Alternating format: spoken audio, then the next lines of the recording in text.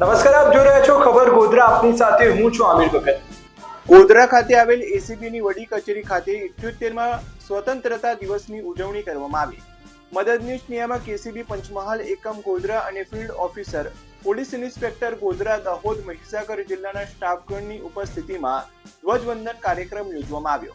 આ પ્રસંગે ભ્રષ્ટાચાર નાબૂદી અભિયાનમાં મહત્વની જવાબદારીઓ નિભાવનાર સહયોગી એવા જાગૃત નાગરિક, ફરિયાદી પક્ષ સહિતના લોકોનું મદદનીશ નિયામક એસીબી પંચમહાલ અને સ્ટાફગણ દ્વારા સન્માન કરવામાં આવ્યું.